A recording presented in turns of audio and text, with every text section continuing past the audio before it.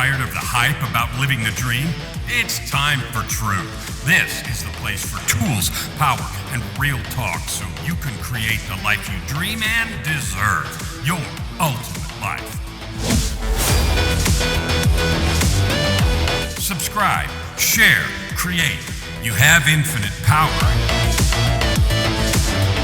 Hello and welcome to this episode of Your Ultimate Life podcast that's dedicated to helping you create a life of purpose, prosperity, and joy, and do that by serving with the gifts that you have, your life experience, and the skills you've developed. Today, I'm excited to have a special guest, Marta Czajkowska, and I had to ask her how to say that, like Fluckiger, you know, and you have a name like mine where you pay attention to that sort of stuff. Welcome to the show, Marta. Yay, great to be here, and well done on that last name. That was A+. Well, you know, people do that to me all the time, and I've been spelling it my whole life, as you have. So rather than give some kind of an introduction, I don't usually do that. What I'd like to start with is I'm going to ask you a question, and I'd just like you to answer it honestly and not try to be modest or anything. Tell me how Marta adds good to the world. Thank you. Yeah. I have spent my whole life in deep connection with nature, and not just nature, but in adventure sports and tops of mountains and sides of mountains. It's been almost 30 years of me doing this. And I have so much intimacy with this that when I work, when I just am in the world, not even work in the world, when I am in the world, I get to be a conduit of that for the people who are interested in having a experience in nature, and for those who might not even know that there might be some value there for them. So, I live and breathe rock climbing and adventure, and that's where I'm a life coach. That's where I take my clients. And on the journey to the mountain, a lot of great value gets created for them. A lot of transformation gets created. And in turn, that serves the world even more powerfully. So when transformation happens, we that's life coach speak and that sort of stuff, and that's fine. What does that happen? So we're driving, or we're hiking, or we're walking toward a mountain or a place that we're going to go in nature and have an experience. And if you're a conduit, I love that word. I say a beacon of light, vessel of love, and conduit of power is a phrase that I use a lot. So when you said conduit, I'm thinking, okay, so you step out of the car and into nature, and all of a sudden you glow because there's a conduit of something. But anyway, this transformation that happens on the way there. Tell me a little more about that. Transformed from what to what? Like, what is that? Yeah, I think the best way to talk about it is on examples, just giving some examples. Sure. So a client, right? I'm with a client on a training expedition for this bigger goal that they have later. And as we are planning, as we're not yet in nature, but as we're planning our expedition, our day the next day, I say, we're going to have to be there for around 10 hours. And my client goes, but I've never been out in nature for more than 5 hours. It's impossible for me to be out there for 10 hours, right? And so things like that in the work that I do get illuminated, right? So sure enough, next day we go out there, and right around the 5-hour mark, this person starts having a transformation of what their capacity is. They thought they can only do 5 hours, and now it's been 6, 7, 8 hours. That capacity that they just found out about themselves, they'll be able to remember that, and then some other situation with their children, with their spouse, at their work, they're going to be able to apply that. Oh, I can do so much more than I thought I did, because right on that mountain, it was in my body that I felt that it was okay, and I did it. It's a fabulous example. So it's coming up against some perceived barrier, finding out additional capacity, strength, tools, understanding that you had or sort of had or was camouflaged or covered is revealed or brought into place, and that's transferable to other situations. Well, and Not so only often, yeah, and so often we don't even know we have them. She Mhm. didn't ever, he didn't ever think that 5 hours is the hard boundary. That was just unconscious belief they had about themselves, Mhm. right? So to catch someone, to be there with someone um when that gets touched, um is an incredible moment that, I think I can change the world Well, you moment by do. moment. Yeah, you do. Yeah. Yeah. You do. I mean, m- change isn't usually, in fact, very seldom is, in large groups. It's usually in smaller groups. It can happen larger. So that's a fabulous example. How did you how did you decide? Like you said, you've been doing this sports stuff for 30 years and maybe longer in terms of learning and everything else. So I don't know. Did you start out with the idea that it was going to be some kind of a tool you use to transform others and be coaching, or was it just because you like sports and rocks and nature and that kind of stuff? Yeah. No, I mean, as a starting from the beginning, as a anxious 15-year-old, my parents got a divorce, my world fell apart, and climbing came into my life. So it was basically like drugs or climbing. Right, right. Right. One of those sort of soul decisions that we sometimes are shown. And so I went with climbing, and that shaped, my life hugely. I grew up in communist Poland, and climbing got me out of there. I followed my passion for climbing all over the world, mostly to run away from, at that time, what I thought was running away from the life that was there for me. And only about 20 years into it, I started feeling that that's good and great. But I remember a moment I was in Tasmania on a climbing trip, and I was kind of sitting there going, this is kind of boring. It was like, oh, there is something more for me other than just following, climbing rocks around the world.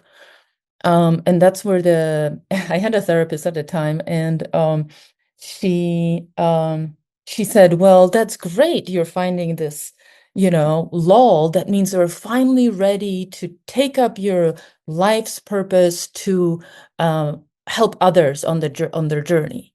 And when she said that, I I wanted to, if I wasn't a people pleaser at the time, I would have stormed out of the room. I was like, how dare you giving me hope that I can be of help? Um, and that really made me think like, oh, I really desire to be in service. I desire it more than anything. Um, Isn't it so funny that the reaction was, "How dare you say that?" Yet it made you realize that that's what you wanted more than anything.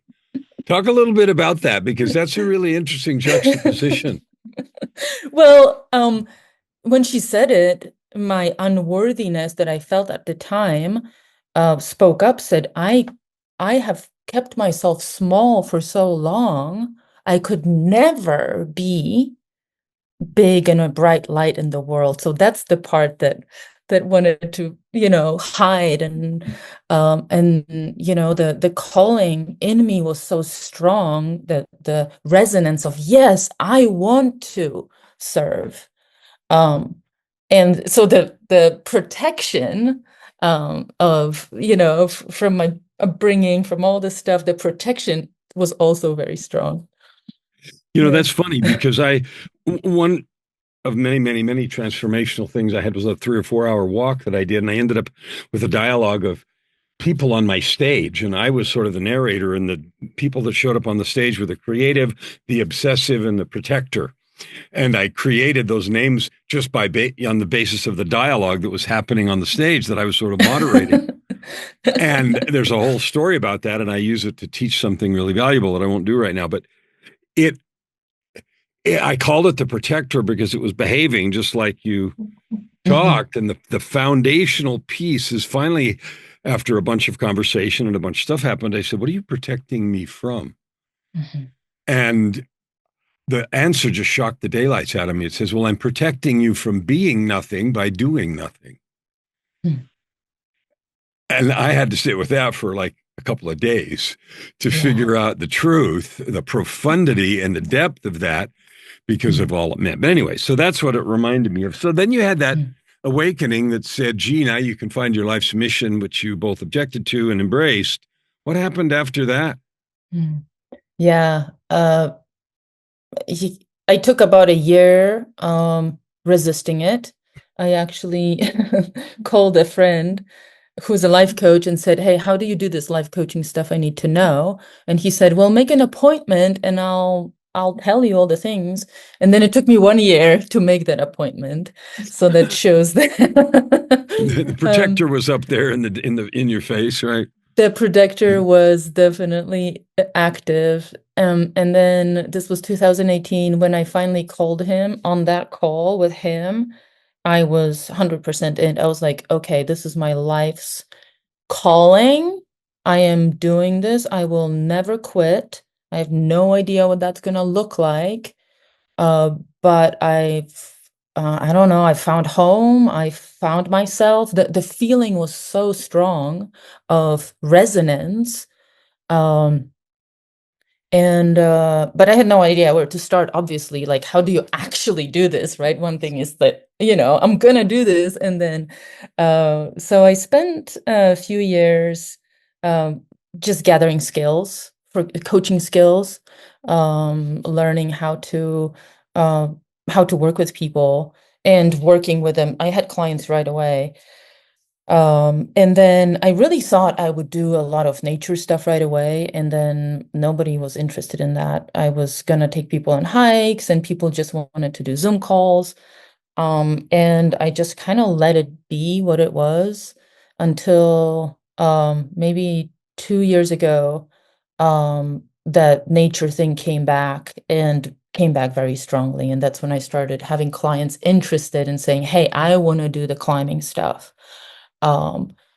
So I just assumed, the universe works in the ways where I needed to gather my coaching skills, so that I can,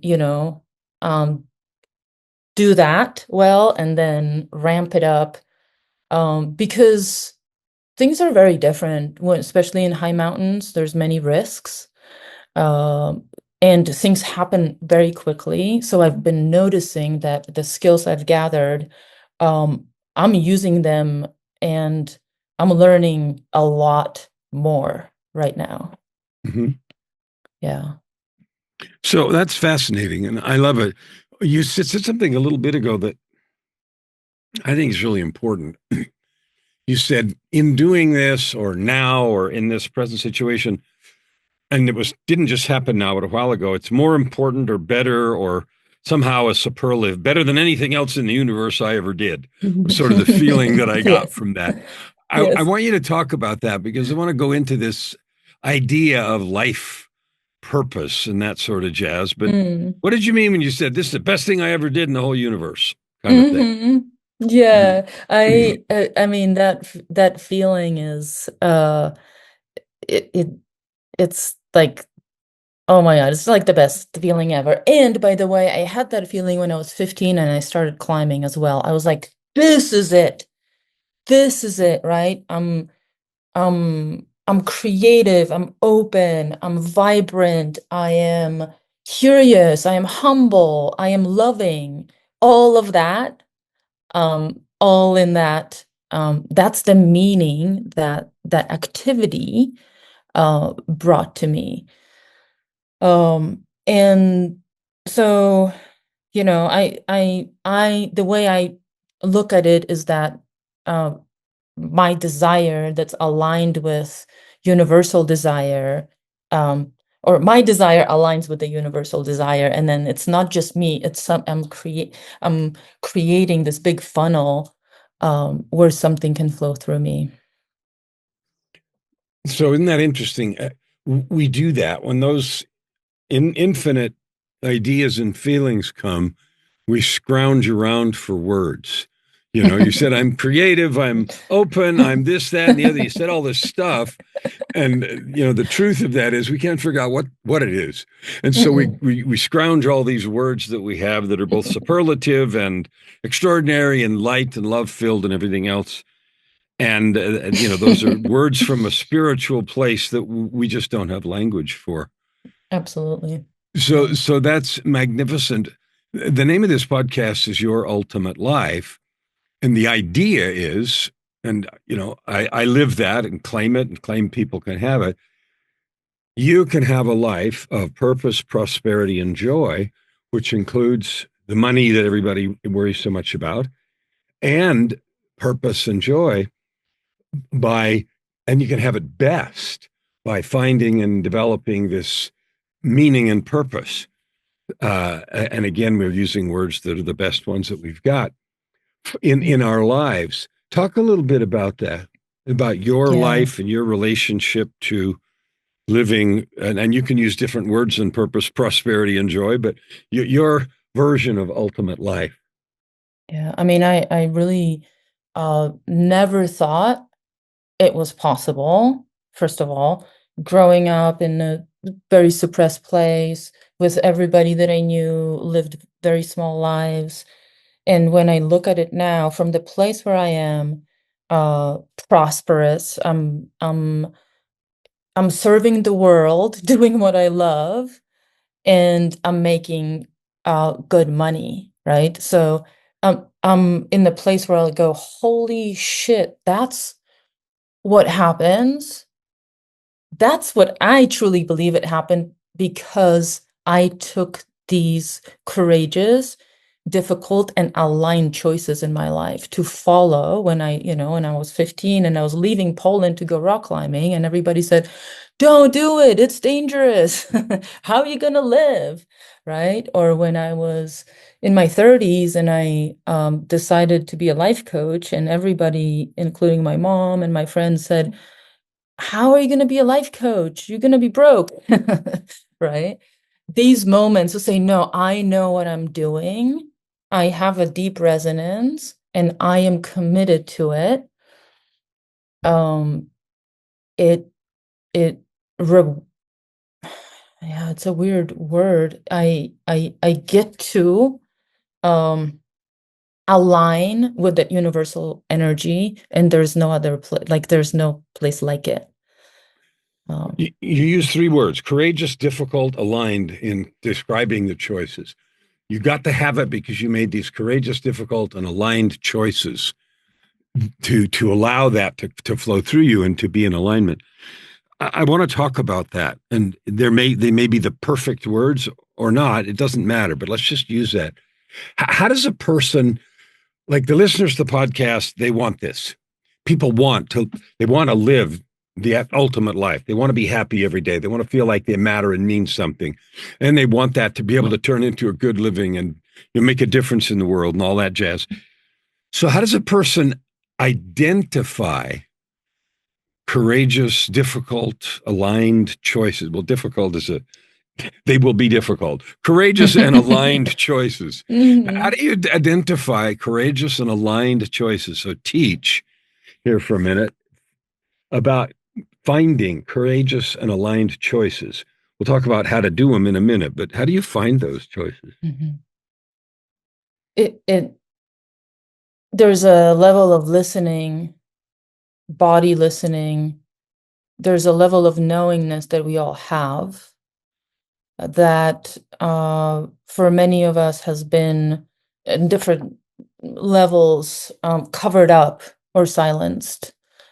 Different societal constructs, different family constructs. I call that protections. Protections is what comes and covers it up. The one in me that said, "How dare you give me hope?" That was a protection. So if we're able to recognize our protections for what they are, but listen from a deeper place, we will have body resonance, or some people say like a full body yes. Like when we fall in love, that's a full body yes. That feeling is similar if we let it be. And I think we all have access to it. What if we don't stand in our way? And that comes from knowing ourselves. What are the protections? Like you said, the critic, the judge. What are those characters, and how could they get in the way of us listening?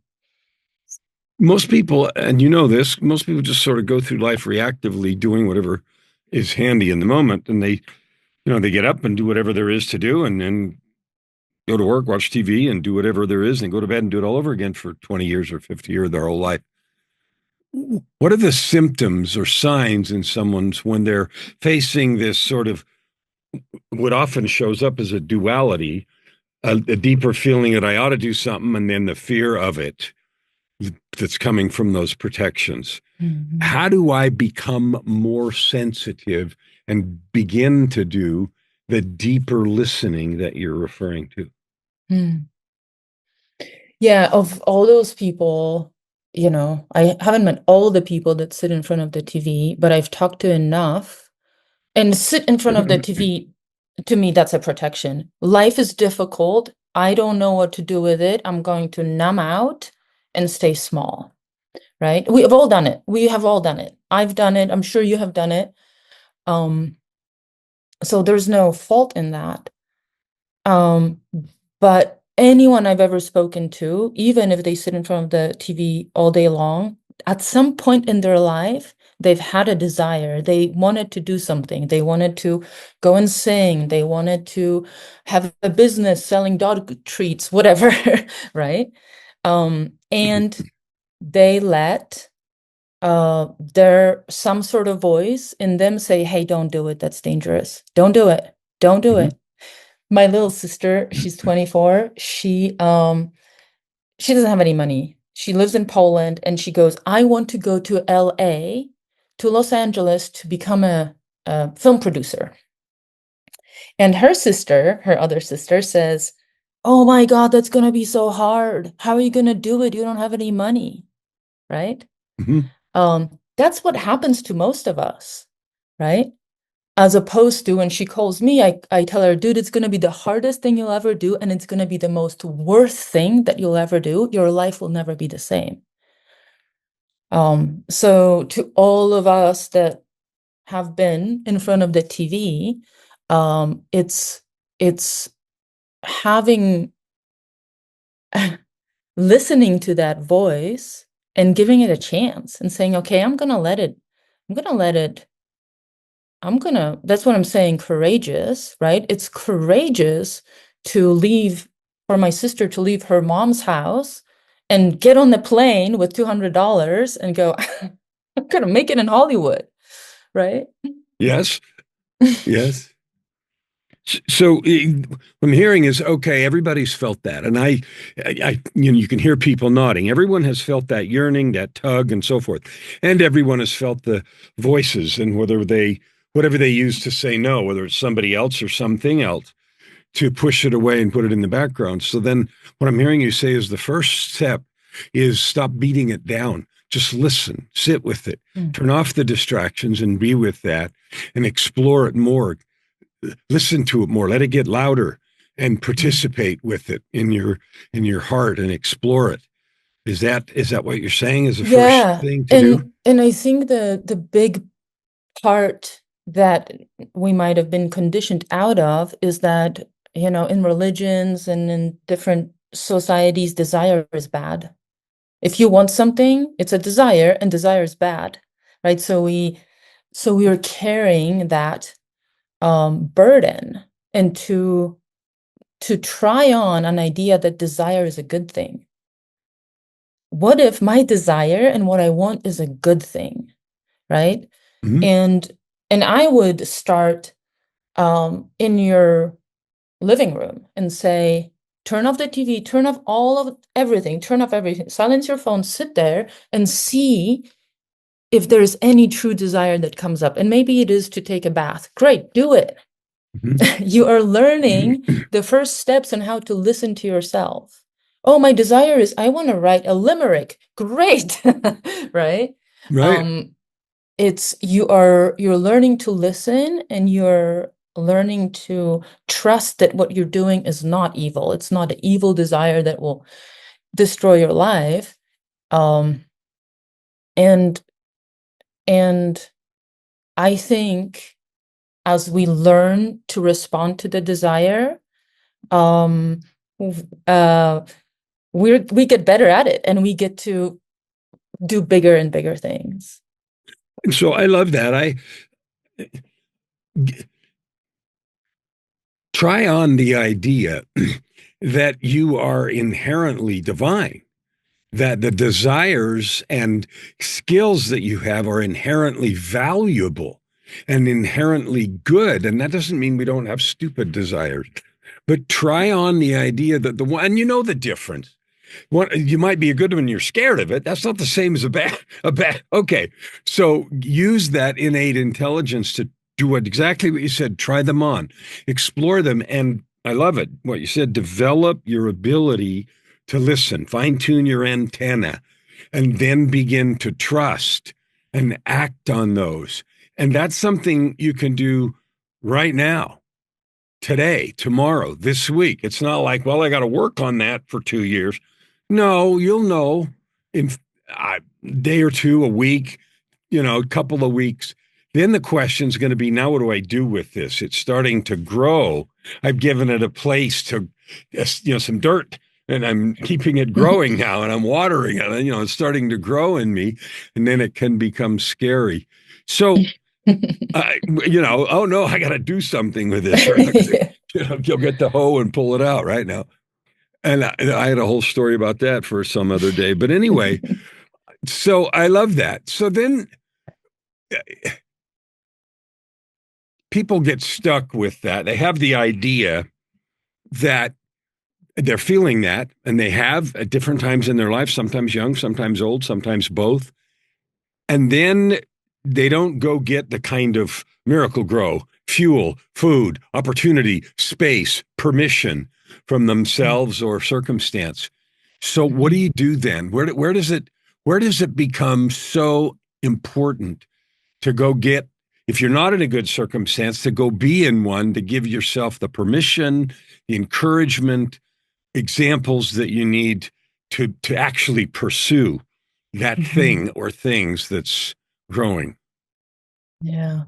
I think at least for myself, and I see this with my clients on the mountain, is one of the biggest detractors is the need for certainty or control. Okay, we're going to climb this mountain. That means we're going to be there at this time, and then we're going to be down. And so when we start opening desires, all of a sudden we don't know how to have certainty, right? You have your salary, and now you start writing limericks. You don't know how you're going to make your living, right? And so very, very often that need for certainty and control. Certainty, I think, is a need. So what we do about it is we try to control. That's what's really in our way. And and I'm so glad you're asking this, because I think it's such an important part of this whole process, is that our limited understanding in this moment of who we are cannot possibly conjure up where we're going to be once we step into our desire. So there's a piece of surrendering into, okay, I'm going to trust that if I do this thing and let it flow through me, and I'm going to act on it, because we have to act. If we don't act, it's a great fantasy.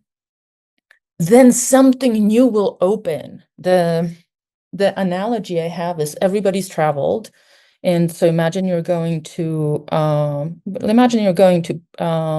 let's say, Ethiopia. Imagine you're traveling to Ethiopia in a week. You can imagine what Ethiopia looks like. You can watch videos, you can read books, but you will never actually access the feeling for what it's like to be in Ethiopia unless you're there. Because you just don't have enough information, right? And so it's the same here. Know that once you let the desire flow, that you will have access to a array of different things that you could have never imagined before, right? So you can't solve for them now because they're going to be so much different, right? I love that. You can't solve for it now, and you actually have no idea what's going to happen next. And you can't have any idea what's going to happen next because the only frame of reference you have is the limited viewpoint that you've had before. And from that place, you can't even see. It's like looking through a keyhole. You have no idea what's going to happen when you open the door. And you can't have any idea, no matter how many different ways you try to look through the keyhole. Yeah. So there are 1,000 things we could do digging into this. I want to make sure that, and I want people to be able to find you, to learn about you. I didn't ask, are you active on social? Have you written a book or 2 or 10? Like, what do you do or have you done so that people can, go swim in your pond? Yeah, thanks for asking. So my company is called Masters of Badassery. People get to come and enroll and get their masters in badassery by climbing mountains. If you're not into climbing mountains, I have a weekly group. It's a group coaching container that's really affordable, and we talk about all the great things, desires and control and surrender and many, many other things. So that happens weekly, and everybody's welcome to join that container. Mastersofbadassery.com, is that Correct. Mm-hmm. Cool. So yeah. Go there. Like if you don't do anything except go there and look at it and see, because who doesn't want to be a master of badassery? And if you can't tell from listening to Marta talk here that she's a master of badassery, in fact, PhD, obviously, then you're not paying attention. So as we get done here, I need you to tell me what did we not do? Well, there's a million things. We can only do this much in 30 minutes, but what did we not talk about that was just like trying to fall out of your mouth and off your lips? Yeah, I would like to share my big mission that I have in my life. Please do. When I was a young climber, I was in Yosemite Valley. I was inspired by just the nature and the beauty and the fact that governments created such thing as national parks to protect these places.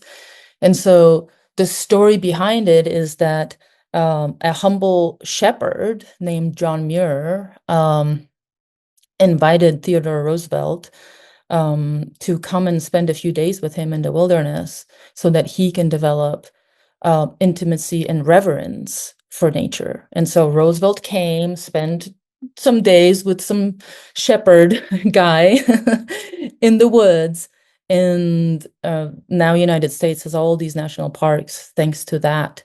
And so my big mission is to bring that intimacy and reverence for nature to people that make legislation and have power in protecting nature. So anyone out there who is interested and can make some big decisions, come over and I'll take you for some hikes and we'll start having a conversation about it. Fabulous. Well, that's one of the most important ways you're adding good to the world. So I'm glad I asked that. So what else didn't we talk about that's exploding from your heart? I have a story I wanted to share. Do we have time? Mm-hmm. Yeah. Go ahead. I wanted to, for those who are sitting on the couch and they have a desire to do something and they're very uncertain on how to start, I actually wanted to share a story from my life that has been very impactful. So when I first came to United States, I was 18, completely broke, and I was going to go and climb this big mountain. And I didn't have enough money for bus or anything. And so I was hitchhiking everywhere. And one day I get picked up by this guy, and he's asking me what I'm doing. I'm telling him my big mission. I'm here from Poland. I'm going to climb El Capitan. And he takes me to work. He actually goes out of his way to take me to work. And I'm about to leave the car, and he goes, "You know what? You have really cool dreams." And he hands me a wad of cash. And I just take it and run and say thank you. And so this man gave me, 18-year-old, gave me $4,000 from a hitchhiking ride. And the $4,000 that he gave me took me for a whole year to South America. I climbed many, many, many more mountains than the one I wanted to climb. And he literally changed my life. Now, could I have known this when I was leaving Poland, that some dude in a car is going to give me, right? Not at all possible. So, this was this huge foundational story that allowed me to trust in the universe having my back, and showed me that the power of my vision, even as an 18-year-old, was compelling for someone to want to help. And so now we have this thing. I have this a person who I know who heard this story and heard about my sister and decided, oh, I want to continue this tradition, and donated $4,000 to my sister's college fund. And so this is just something that I want to keep on going. And if I find someone with really cool dreams, give me a call, and I have $4,000 here waiting for you. Well, see, I'm glad I asked. So we ask again. Is there anything else that's exploding from your heart that we need to put on here at the end? I think no, I think that feels complete. Marta, I want to thank you for being on our show today. I am delighted to be in your presence and to hear your passion, your story, your intention, your focus. And again, substituting available words for a feeling we can't describe. Thank you for who you're being and how you're showing up in the world. Thank you for this beautiful conversation and pulling out these stories. It was great. So folks, I want you to listen to this a couple of times because, you hear things, rags to riches, and impossible stuff happen.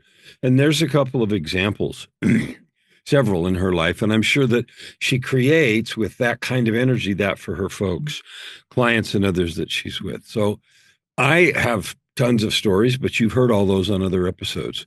What I can tell you for sure is that this extraordinary possibility is available for you. And if you want to follow your intuition, fine-tune it, learn to do it, you can go forward, follow those dreams, and create your ultimate life. Never hold back and you'll never ask why. Open your heart and this time around. Right here, right now. Your opportunity for massive growth is right in front of you. Every episode gives you practical tips and practices that will change everything. If you want to know more, go to KellanFluckigerMedia.com. If you want more free tools, go here, YourUltimateLife.ca. Subscribe, share. Stand with your heart in the sky and your feet on the ground.